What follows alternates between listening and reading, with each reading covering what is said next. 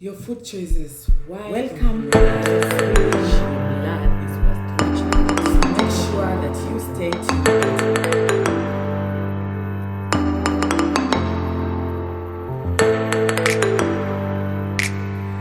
Your food choices while on hemodialysis may make a very big difference on how you feel and how well your treatments can work.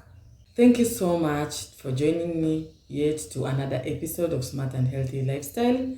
My name is Jemima Egesa, clinical nutritionist. For today's episode, I'm here to guide you on how to eat right and feel right while on hemodialysis. Stay tuned until the end of this video and be sure to take notes so that you remind yourself occasionally about your diet. Welcome and let's begin. In hemodialysis, this is the process by which your blood is passed through an artificial kidney for the waste to be removed or filtered, excess salt and excess fluid to be removed before being returned to your body. Before you begin this process, you'll have to liaise with different healthcare workers that are working in the dialysis unit. And these ones include the nephrologist, your physician, your renal nurse, and your renal dietitian or nutritionist. So here, the dietitian will just help you in managing your meals, that is meal planning, for the treatment to work efficiently and to enable also you to feel good. For you to begin hemodialysis, it means that your kidneys have lost like 85 to 90% of their function. Their filtration rate has gone down, so you need this machine to help you filter waste and keep in balance your blood pressure and also some chemicals like the phosphorus, the potassium, the sodium, and also fluid balance. So tracking how much you eat or what you eat and how much you eat and drink will help you avoid or limit foods and beverages that are high in potassium, phosphorus, and sodium, so as to manage symptoms like the swelling or the weight gain between the treatments, irregular heartbeats, sudden drop in blood pressure, or build-up of fluids in your lungs such that you cannot breathe well. So tip number 1 is keeping track on how much liquids you're taking in or drinking.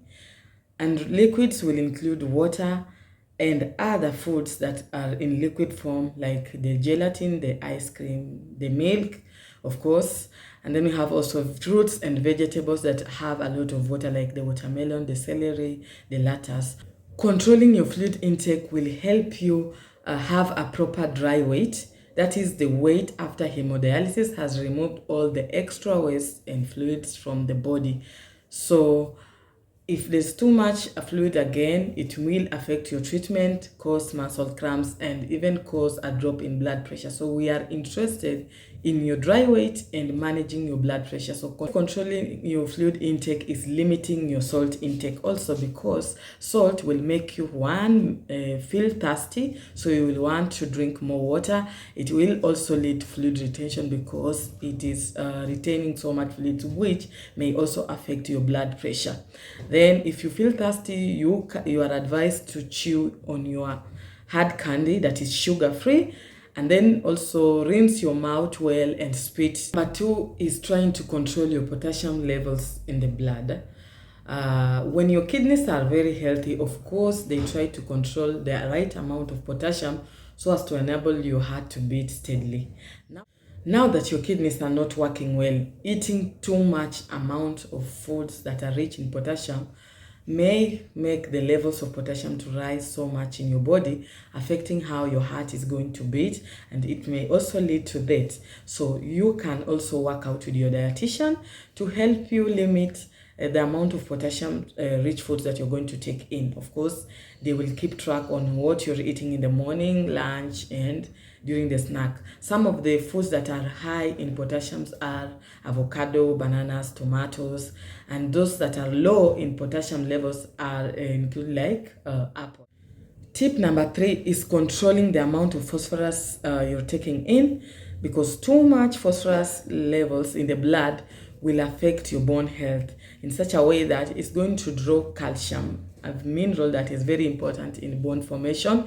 It will draw it from the bones, making your bones very weak and fragile. They can even break easily. It may also lead to an itchy skin, bone pain, joint pain, or ill.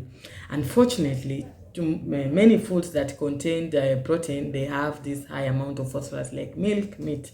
So again, it's you to work with your dietitian to help you manage or plan your meals well, such that you're not going to take too much phosphorus per day. Again, of course, your physician or your nutritionist may prescribe a phosphate binder. That is a medicine that will help you bind the phosphate, and it is removed through the stool, so that you get to enjoy your meals well without worrying about the rising of the phosphorus levels in the blood.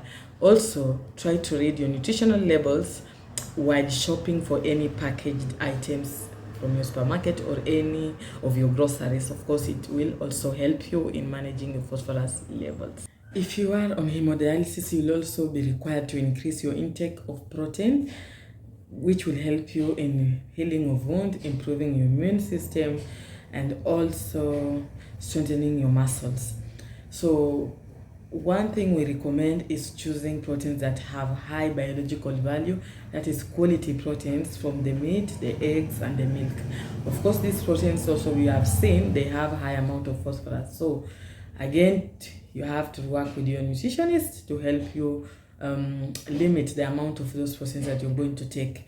We choose high biological proteins because they will produce less waste, so it will not build up too much in the blood so as to affect the treatment. Consume lean meat or low fat meats that are also low in phosphorus, like the chicken, the fish, the roasted beef, the eggs.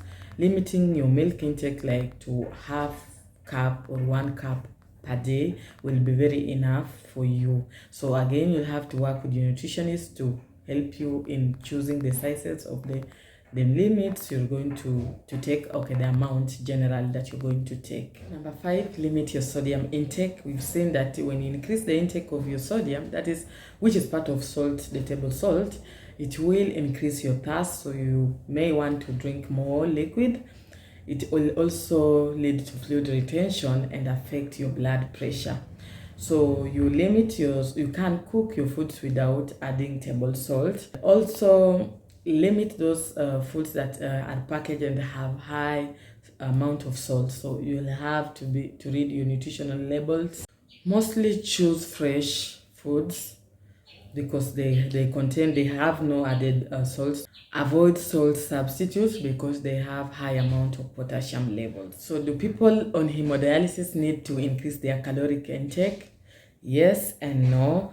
Okay, you find that most people on hemodialysis, they have poor appetite, and therefore the intake of calories is reduced. So in such a case, we advise that when you're preparing your meals, you can increase your caloric intake by using healthy fats from the plant-based oils like canola oil, the olive oil, the sunflower. It will use margarine or butter sparingly or occasionally because we don't want again to clog your arteries that are already in danger.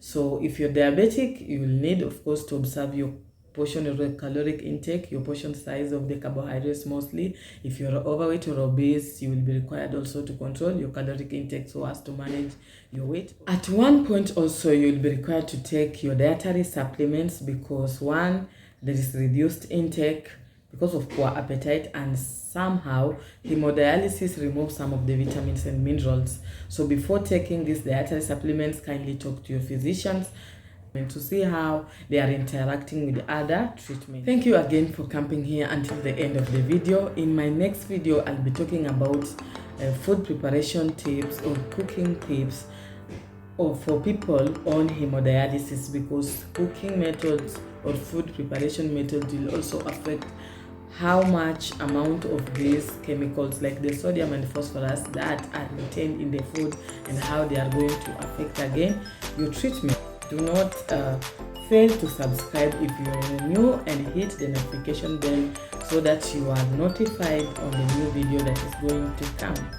Thank you so much for my subscribers, for those who are following up on me, and those who are emailing me and reaching out to me to give more videos on health. My name is Jimmy Egesa. Until another time, bye bye.